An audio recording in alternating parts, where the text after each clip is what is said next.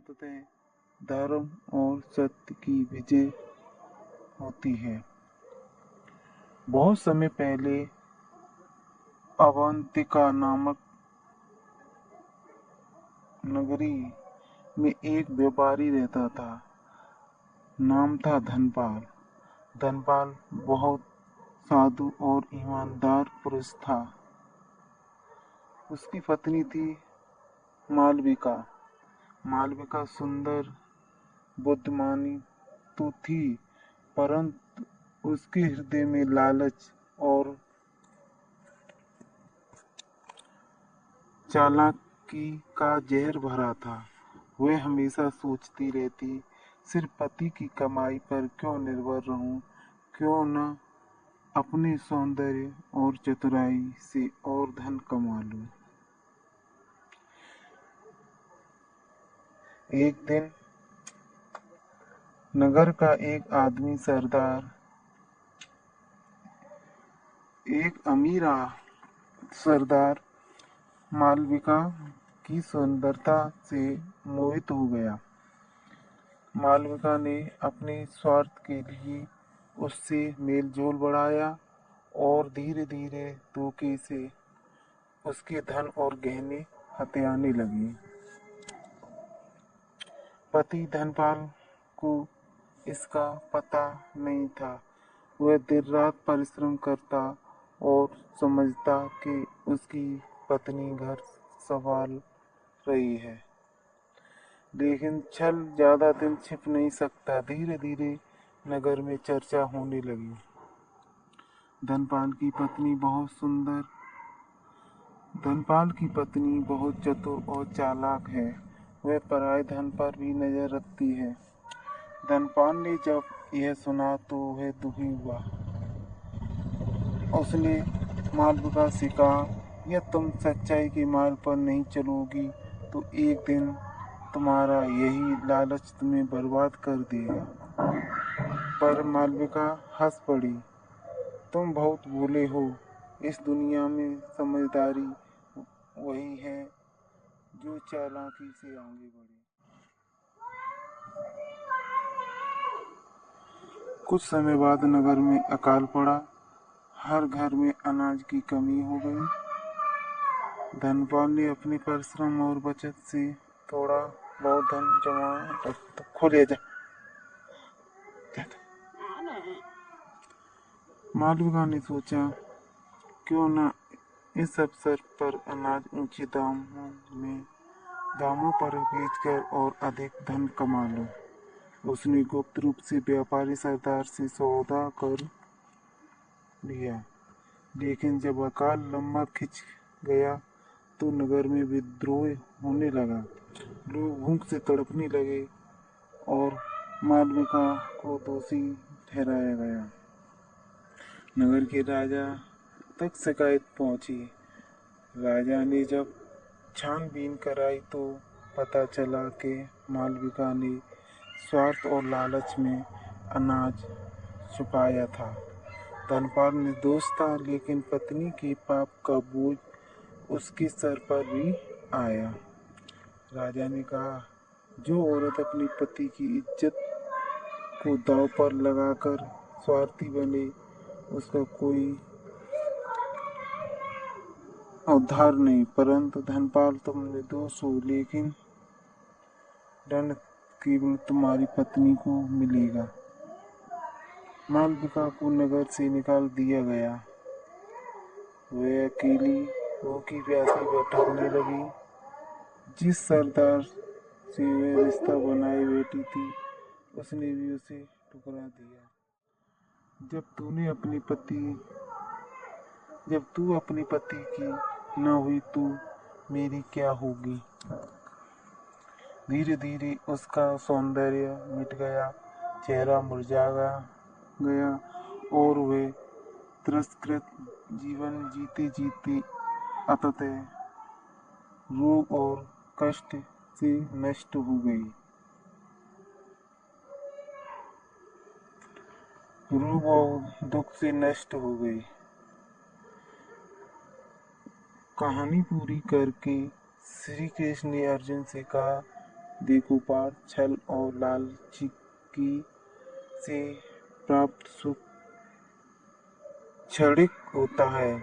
जो स्त्री या पुरुष अपने परिवार, धर्म और सत्य को छोड़कर स्वार्थ में फंस जाते हैं, उनका अंत भी मालविका जैसा होता है।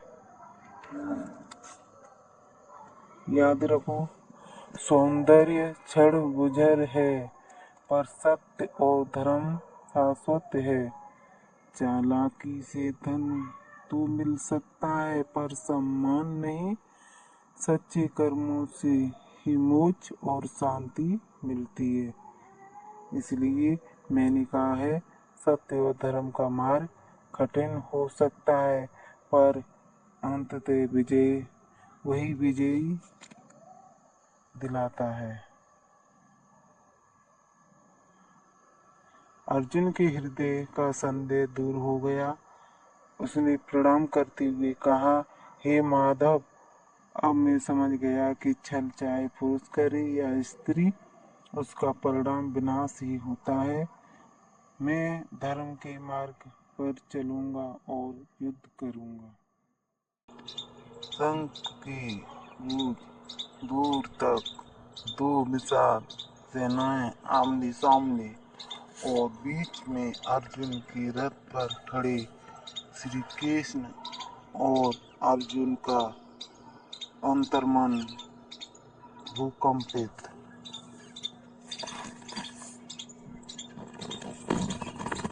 उलझन का आरंभ।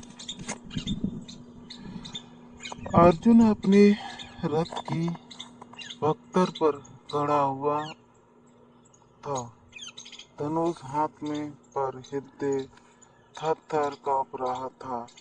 सामने है रिश्तेदार, गुरु, साथी, और दोनों ओर निशान, दोनों ओर कुटिल नजरें। मन में प्रश्न उठ रहे थे, क्या मैं अपने ही कुटुंब के विरुद्ध युद्ध कर सकता हूँ? क्या धर्म का पालन रणपात में है? क्या मेरा कर्म सत्य है? कृष्ण ने अर्जुन की दृष्टि में गहराई से देखा और शांत स्वर में बोले, अर्जुन, तू क्या सोच सकता है? अर्जुन ने वेदना भरे स्वर में कहा, हे प्रभु, हे विष्णु, यह क्या धर्म है जो मेरे प्राणों से जुड़ा हुआ है? मेरी इच्छा, मेरी स्तब्धता सब अंदर ही अंदर टूट रहे हैं। कृष्ण ने मुस्कुराकर कहा, जिस बात पर तू इतना विचलित है, उसे मैं सरल कर दूंगा। पहले यह जान कि कर्म करने और फल चाहने में बड़ा अंतर है। आज मैं तुम्हें उस मार्ग की व्याख्या करूंगा। कर्म का मार्ग। इस पहले चरण में कृष्ण अर्जुन को सुनते, अर्जुन अपनी शंख शाखाओं को खोलता है और कृष्ण यह वादा करते हैं कि वे गहन ज्ञान बताएंगे, पर पहले अर्जुन को शांत होकर सुनना होगा। अर्जुन मौन रहता है। यही मौन श्री कृष्ण को बताने का उपयुक्त समय देता है कि वे कर्म फल सिद्धांत पर बात शुरू करेंगे। कर्म और फल परिभाषा होगी। कृष्ण ने कहा, अर्जुन, कर्म वह है जो तू करता है। कर्म में श्रम, नियत, उद्देश्य और विधि आती है। फल वे प्रतिष्ठा, पुरस्कार, परिणाम है जो तुझे मिलने का अनुमान है। मनुष्य अक्सर इन दोनों को मिलाकर सोचता है और तब बुरी तरह बेचैन हो जाता है। एक सरल उदाहरण देते हैं।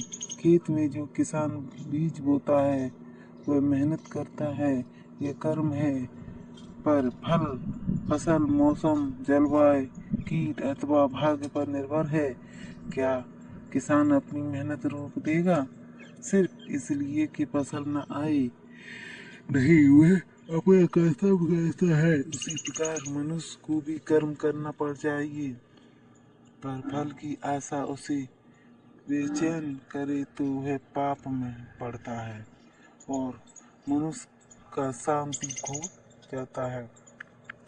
कृष्ण ने जोड़कर कहा, हाथ जोड़कर कहा, कृष्ण ने जोड़कर कहा, कर्म में निहित नैतिकता और लगन हो, पर फल में आसक्ति न हो। यही निष्काम कर्म का धर्म है। अर्जुन पूछता है, पर प्रभु, क्या फल की इच्छा बुरी है? क्या हम लक्ष्य न रखें? कृष्ण ने धीरे से समझाया, लक्ष्य रखना और आसक्ति रखना दो बातें हैं। लक्ष्य को मन में दिशा मिलती है, पर जब लक्ष्य ही मन की आत्मा बन जाए तो न मिलने पर मन टूट जाए, वही आसक्ति है।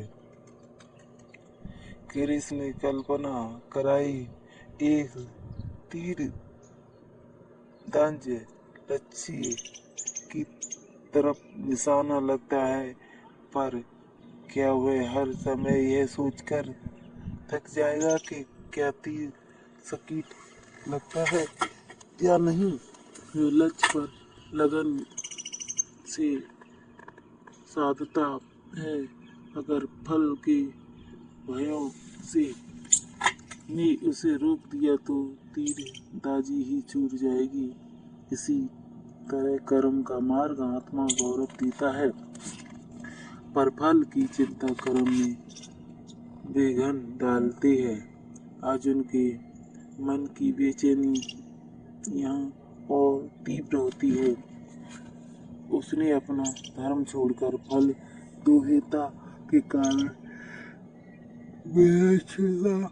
लज्जता पाई थी। अर्जुन ने उसे समझाया कि मोह ही मनुष्य ही भ्रमित करता है। कृष्ण ने एक कथा सुनाई। एक किसान था जिसका एक पुत्र था और एक परिवार। वह हर सुबह खेत में जाता, परंतु मौसम अक्सर असाधारण बदलता। एक बरस सूखा पड़ा, पर किसान ने काम नहीं छोड़ा।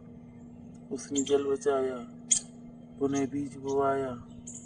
गांव के कुछ लोग उस किसान को अपमानित करते, बिना निश्चित फल की चाह में क्यों मेहनत करते हो?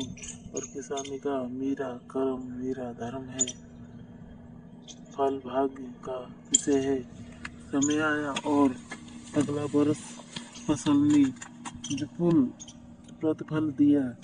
लोग, गांव वाले आश्चर्यचकित रहे।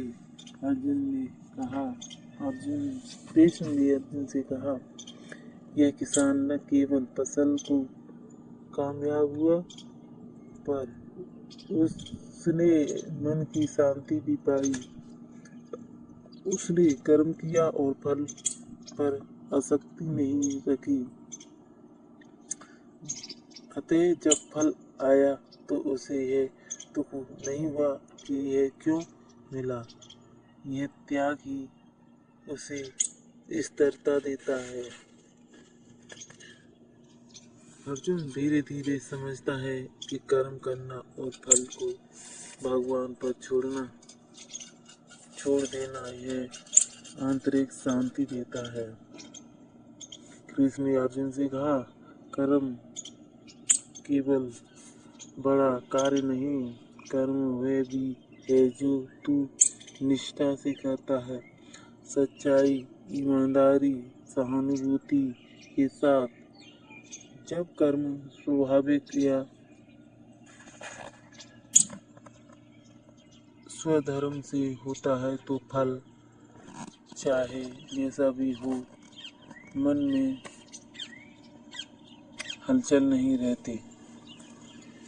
यह यहाँ कृष्ण ने स्वधर्म और परधर्म की चर्चा की। अर्जुन को समझाया कि प्रत्येक का अपना अपना कर्म होता है और किसी के कर्म को अपनाना या किसी के का कर्म छोड़कर अपने धर्म से भागना आत्मा को विगलित कर देता है। अर्जुन के मन में अपने क्षत्रिय धर्म युद्ध का अर्थ फिर उभरने लगा, पर वह अभी भी संदेह में है। कृष्ण कहते हैं कि कर्म में निष्ठा होनी चाहिए और फल पर आसक्ति त्यागनी चाहिए, तभी मन स्थिर रहेगा। अर्जुन के भीतर पुराने स्मरण उभरे, अपने गुरु, दृढ़ बीतल मित्र और 5 पर्वत जैसा प्रेम। उनका विनाश सोचकर उसका मन कांपता है। वह कहता है, यदि मैं लड़ूंगा तो मेरा नाम होगा, पर अगर मैं नहीं लड़ा तो क्या मेरे कर्म बुरे हैं? कृष्ण उत्तर देते हैं, निडर बनो पर समझदार भी। मेरा उपदेश यही नहीं कि हिंसा अछूत सत्य है, पर यदि तुम्हारे धर्म के लिए लड़ना आवश्यक है तो उस कर्म का पालन करो बिना फल आशंका के। ये कृष्ण अर्जुन को अहंकार और भय दोनों पर विचार करने का अवसर देते हैं। अहंकार कहता है तुम ही सब कुछ हो, वह कहता है नहीं लड़ो क्योंकि परिणाम खतरनाक है। कृष्ण सिखाते हैं कि कर्म का मार्ग अहंकार का पालन नहीं कराता, बल्कि कर्म की सुंदरता और त्याग की भावना मनुष्य को सही निर्णय करने देती है। अब कृष्ण ने अर्जुन से कहा, अभ्यास से मन पर अधिकार पाया जा सकता है। छोटे छोटे कर्मों से प्रारंभ कर भोजन, वार्तालाप, परिवर्तन की प्रति समझदारी, हर कार्य में निष्ठा रख और फल की चिंता से मुक्ति हो। वे अर्जुन को निर्देश देते हैं कि पहले छोटे छोटे कर्तव्यों में मन की परीक्षा कर।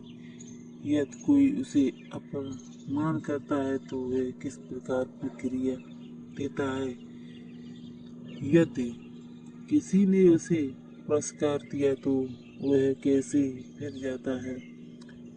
अभ्यास से मन मोही की तरह कठोर नहीं पर नियंत्रण बनता है। अर्जुन इन व्यवहारिक बातों को सुनकर अपने भीतर परिवर्तन की चाह पाता है। उसने स्वीकार किया कि अभ्यास से स्वभाव बदल आ जा सकता है। श्री कृष्ण कहते हैं, कर्म का सर्वोत्तम होता है जब वह ज्ञान से सम्मिलित हो। यह जान होना कि तू जो कर रहा है वह केवल शरीर और नाम के लिए नहीं। कर्म को यदि आत्मज्ञान से जोड़ा जाए तो कर्म अधूरी स्वीकारोक्ति से मुक्ति हो जाती है। वे कल्पना देते हैं, एक जलधारा जो निश्चल रूप से बहती है, पर उसका पानी का किसी का हो या किसी का बंधन, वही जलधारा ज्ञानवान कर्म है। वह करता है पर उसे यह मानकर नहीं चलता कि उसका फल सिर्फ उसी का है। अर्जुन का मन यहाँ और खुलने लगता है। उसे एहसास होता है कि कर्म का वास्तविक उद्देश्य स्वयं की उन्नति और लोक कल्याण है, न कि केवल व्याकृत लाभ। कृष्ण आगे कहते हैं, कभी कभी जीवन में तुम्हारे सामने बड़े लाभ की संभावना, आय, सम्मान, धन, प्रतिष्ठा, पर अगर वही लाभ तुम्हें अपने धर्म से हटा देती दे तो उसे त्यागना ही बुद्धिमत्ता है। इस चरण में कृष्ण अर्जुन को बतलाते हैं कि त्याग अर्थहीन नहीं है, बल्कि वह मुक्तिदाता है। त्याग का अर्थ कष्ट सहन नहीं, पर विवेक पूर्वक अपने कर्म को फल लोलुपता से अलग रखना है। अर्जुन एक बार फिर अपने मन से पूछता है, क्या युद्ध का फल उसकी प्रतिष्ठा से बड़ा है? कृष्ण उत्तर देते हैं कि धर्म का पालन ही अंतिम लक्ष्य है, और यदि धर्म का पालन युद्ध के माध्यम से ही संभव है तो उसे करना चाहिए, पर फल पर आसक्ति न रखते हुए। कृष्ण ने समस्त अर्थात हर स्थिति में समान भाव का वर्णन किया। जब तू समस्त में रहेगा, अर्थात सुख दुख, सफलता असफलता, प्रसन्नता आलोचना में समान रहेगा, तभी तू निष्काम कर्म का वास्तविक रस जान पाएगा। वे अर्जुन को बताते हैं कि समस्त में मन स्थिर रहता है और निर्णय निर्मोही होते हैं। अर्जुन की आवाज अब दृढ़ होती है, पर अभी भी भावुकता छिपी है। कृष्ण ने उसे समझाया कि समस्त अभ्यास के द्वारा आता है, ब्रह्म ज्ञान, ध्यान और धर्म अनुभव से। कृष्ण ने कहा, कर्म को भक्ति से जोड़ दो। जब कर्म को ईश्वर को समर्पित कर दिया जाए, तब कर्म का फल अशांति स्वतः छूट जाती है। तुम जो करो उसे मुझे नहीं बल्कि परम को अर्पित मानो। अर्जुन ने पूछा, पर प्रभु क्या भक्ति और कर्म साथ साथ संभव है? कृष्ण हल्के मुस्कुराए बोले, बिल्कुल, भक्ति ही कर्म को पवित्र बनाती है। जब तू अपने कर्तव्यों को ईश्वर को समर्पित कर देता है तो कर्म का बोझ घट जाता है, फल पर चिंता स्वतः छूट जाती है। यहाँ अर्जुन के हृदय में एक नई शांति का भाव उठता है, जैसे कोई भारी बोझ उतर गया हो। कहानी के अंतिम चरण में कृष्ण ने संक्षेप में कहा, अर्जुन, अब तू जाने कर्म करना है, पर फल पर आसक्ति न रखना। अपने कर्म का पालन निष्ठा से करना, छोटे छोटे अभ्यास से मन को नियंत्रित करना, भक्ति में कर्म को पवित्र करना और समस्व को अपनाना। अर्जुन अपने हृदय के अंधकार से निकलकर हृदयता से बोलता है, हे कृष्ण, अब मैं समझ गया। मैं अपने कर्म धर्म का पालन करूंगा, बिना फल की लालसा के, बिना आत्म गिलानी के। मेरा कर्म मेरा धर्म है, मैं केवल कर्म करूंगा। उसने धनुष उठाया, आत्मा में शांति के साथ और स्पष्ट निश्चय के साथ। कृष्ण ने मुस्कुराकर कहा, ऐसा कर और देख के मन की शांति कैसी है। परिणाम जो भी आए उसे स्वीकार कर, पर कर्म से विचलित न हो। कथा यहीं पर समाप्त होती है। अर्जुन का मन विमुक्त हुआ, वे अपने कर्तव्य को समझकर आगे बढ़ा। कुरुक्षेत्र का वही क्षण केवल युद्ध रण नहीं रहा, यह वह क्षण बना जो आचरण और ज्ञान के मिलन। एक मनुष्य को उसने उसकी समझदारी का स्मरण कराया। कर्म कर, निष्ठा, ईमानदारी और समर्पण के साथ। फल पर आसक्ति मत रखो। फल भाग्य, परिस्थिति और समय पर निर्भर होते हैं। अभ्यास, आत्मा ज्ञान और शक्ति में मन को स्थिर रखो, समस्त अपनाओ, सफलता और विफलता को समान रहो। कृष्ण का उपदेश की कर्म करो, पर फल की चिंता मत करो। सिर्फ एक गुरु मंत्र नहीं, यह जीवन जीने की कला है। और जब मन यह समझ लेता है, तब वह न केवल परिणाम के बोझ से मुक्त होता है, बल्कि कर्म में भी सच्चा आनंद पाता है। अर्जुन का उस दिन का संकल्प न सिर्फ एक योद्धा का संकल्प था, बल्कि हर मानव का आंतरिक संकल्प बन गया, अपने कर्म को ईमानदारी से करने का और फल को ईश्वर के हाथ में सौंप देने का। जय श्री कृष्ण। राधे राधे। हेलो दोस्तों, आज मैं आपके सामने एक गीता का संदेश, गीता से जुड़ी एक कहानी आपको सुनाने जा रहे हैं, जो श्री भगवान श्री कृष्ण ने अपने भक्त अर्जुन को ज्ञान दिया। इस कथा में सौम्या की कथा है। जब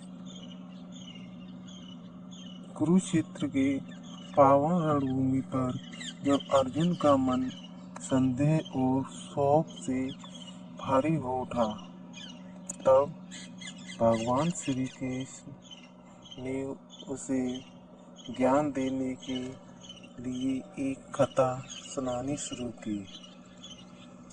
कृष्ण ने कहा, अर्जुन, गीता केवल शास्त्र नहीं है, जीवन जीने का मार्ग है। इसे समझाने के लिए मैं तुम्हें एक स्त्री की कथा सुनाता हूँ। एक साधारण स्त्री जो अपने जीवन से गीता का सार समझा गई, उसका नाम था सौम्या। सौम्या का जन्म और बचपन। सौम्या एक छोटे से पहाड़ी गांव में पैदा हुई। उसका रूप रंग अद्वितीय था। गोरी चमड़ी, गहरी आंखें और मधुर मुस्कान। कोई भी उसे देखता तो कहता, यह लड़की अप्सरा जैसी है। लेकिन सौम्या की असली सुंदरता उसकी दया और सहानुभूति में थी। बचपन में ही वह बूढ़ों की मदद करती, छोटे बच्चों को पढ़ाती और घायल पशुओं का उपचार करती। लोग उसकी सुंदरता पर मोहित होते, पर सौम्या कहती, सुंदरता आंखों से दिखती है, पर असली सुंदरता कर्म से झलकती है। कृष्ण ने अर्जुन से कहा, देखो अर्जुन, यही पहला संदेश है। रूप अस्थायी है, लेकिन आचरण स्थायी है। जैसे जैसे सौम्या बड़ी हुई, गांव के युवक उसके पीछे दीवाने होने लगे। मेलों में, उत्सवों में लोग उसे घेर लेते। कोई उसकी आंखों की तारीफ करता, कोई उसके पहलू की। लेकिन सौम्या के मन में एक प्रश्न था, मेरा जीवन केवल रूप की पूजा में ही बिताना है? क्या इससे बड़ा कोई उद्देश्य नहीं है? एक दिन एक युवक ने उससे कहा, तेरे रूप पर राज किया जा सकता है, तू चाहे तो रानी बन सकती है। सौम्या मुस्कुराकर बोली, राज्य तो करना है, पर अपने मन पर। रूप तो एक दिन ढल जाएगा। कृष्ण बोले, अर्जुन, यही मोह है। लोग बाहरी रूप पर मोहित होकर आत्मा को भूल जाते हैं। आत्मा ही शाश्वत है, रूप नहीं। समय आया, सौम्या का विवाह हुआ। उसका पति एक ईमानदार किसान था। सौम्या ने गृहस्थी संभाल ली। शुरुआत में लोग कहते, इतनी सुंदर स्त्री खेतों में कैसे काम करेगी। लेकिन सौम्या ने कहा, मेरा धर्म है अपने परिवार और पति का साथ देना। असली सौंदर्य यही है कि मैं अपना कर्तव्य निभाऊं। धीरे धीरे वे खेतों में काम करने लगी, अनाज उगाने में पति का हाथ बटाने लगी, घर संभालने लगी, बच्चों को संस्कार देने लगी। कैसे बोली अर्जुन, यही स्वधर्म का पालन है। जैसे क्षत्रिय का धर्म होता, क्षत्रिय का धर्म युद्ध है, वैसे ही गृहिणी का धर्म परिवार और समाज की सेवा है। अपने धर्म से भागना ही तो वो देता है।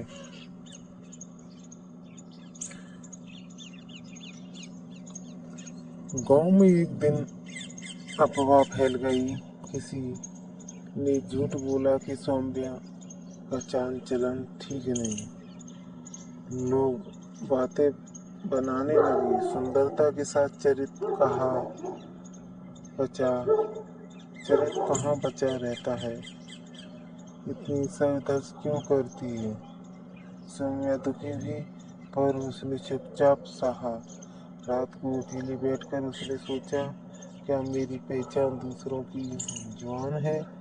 नहीं, मेरी पहचान तो कर्म है। कृष्ण बोले, जब संसार अन्याय करे तब भी मनुष्य को अपने धर्म से नहीं हटना चाहिए। यही निष्काम कर्म है। अपनी बदनामी मिटाने के लिए सौम्या ने कुछ और करने का निश्चय किया। उसने गरीबों और विधवाओं की मदद करनी शुरू की। खेत से जो भी अनाज बचता और बांट देती, बीमारों की सेवा करती। धीरे धीरे गांव के लोग कहने लगे, सौम्या सचमुच अलग है। यह रूप से नहीं, कर्म से सुंदर है। सौम्या कहती, मुझे बदले में कुछ नहीं चाहिए। मुझे बदले में कुछ नहीं चाहिए, सेवा ही मेरी पूजा है। कृष्ण ने कहा, यही है निष्काम कर्म। अर्जुन, कर्म करो, लेकिन फल की चिंता मत करो। जो फल की आसक्ति छोड़ देता है, वही शांति रहता है। रात में सौम्या ध्यान करने बैठती। आंखें बंद करके वह सोचती कि संसार कितना अस्थायी है। रूप, यश, बदनामी, धन सब एक दिन मिट जाएगा, पर भीतर जो आत्मा है वह कभी नहीं नष्ट। एक छोटे से गांव में एक बुजुर्ग महिला रहती थी। उसका नाम था सावित्री। सावित्री की उम्र बहुत हो चुकी थी, पर उसका मन अब भी जवान और निर्मल था। वह हर दिन सुबह सुबह उठकर भगवान की पूजा करती, दीप जलाती और मन ही मन अपने परिवार की भलाई के लिए प्रार्थना करती। वह बहुत ईमानदार और साधारण जीवन वाली महिला थी। उसके पास भले ही ज्यादा दौलत नहीं थी, पर उसका मन हमेशा शुद्ध और संतुलित रहता। 4 पुत्रों का परिचय। 4 पुत्री के 4 पुत्र थे। सावित्री, रामू, तेज तर्रार लेकिन जल्दी गुस्सा होने वाला। श्यामू, चालाक और अक्सर जगडालू। गोपाल, थोड़ा आलसी पर कभी कभी समझदार। मोहन, सबसे छोटा, प्यारा लेकिन हमेशा लड़ाई में पड़ जाता। ये चारों भाई हमेशा छोटी छोटी बातों पर झगड़ते रहते। घर में कभी भी शांति नहीं रहती थी। सींद्री, घर में झगड़े का माहौल। हर सुबह जैसे ही सूरज की किरण घर में आती, चारों भाई किसी न किसी कारण से लड़ाई शुरू कर देते। तुमने मेरी चीज छेड़ी। नहीं, ये तुम्हारा है। मैं पहले आया था। और इसी तरह झगड़ा दिन भर चलता रहता। सावित्री इसे देखकर उदास होती, पर वह कभी गुस्सा नहीं करती। वह सोचती, भगवान सब ठीक करेंगे, मुझे केवल प्रार्थना करनी है। सिंफ, सावित्री की शांति और प्रार्थना। जब घर में शोर शराबा होता, सावित्री गुलाबी गलीचे पर बैठकर अपनी आंखें बंद करके प्रार्थना करती। वह भगवान से कहती, हे प्रभु, मेरे पुत्रों के मन को शांति दो, उनके बीच प्रेम और भाईचारा बनाए रखो। वह हर दिन छोटी छोटी चीजों में धैर्य और सच्चाई दिखाती। घर में चाहे कितना भी अराजक माहौल हो, सावित्री का मन शांत और स्थिर रहता। सीन गांव वाले सावित्री की तारीफ करते। गांव के लोग अक्सर कहते, सावित्री माँ कितनी धैर्यवान और सच्ची है। उनके घर में शांति तो नहीं है, लेकिन उनका मन हमेशा शुद्ध है। सावित्री सभी के लिए एक आदर्श बन चुकी थी। सीन 6, पुत्रों के झगड़े बढ़ते हैं। एक दिन चारों पुत्रों के बीच झगड़ा इतना बढ़ गया कि घर में चीख पुकार होने लगी। रामू ने श्यामू को धक्का दिया। श्यामू ने चिल्लाकर गोपाल और मोहन को दोष दिया। इस दृश्य को देखकर सावित्री बहुत दुखी हुई। वह भगवान के पास जाकर जोर से प्रार्थना करने लगी, हे भगवान, मेरे पुत्रों को समझदारी और प्रेम दो। उन्हें सिखाओ कि झगड़े से कुछ भी अच्छा नहीं होता। सीन 7, एक दिव्य अनुभव। सावित्री की प्रार्थना इतनी सच्ची और पवित्र थी कि भगवान ने उसके मन के पास एक प्रकाश भेजा। उस प्रकाश में उसने देखा कि उसके पुत्र झगड़े से परेशान हैं और सच में एक दूसरे को नुकसान पहुंचा रहे हैं। भगवान ने उसे एक सुझाव दिया, बच्चों को समझाने के लिए तुम्हें उनके सामने धैर्य और प्रेम दिखाना होगा। सीन, सावित्री का बुद्धिमान तरीका। सावित्री ने अपने चारों पुत्रों को बुलाया।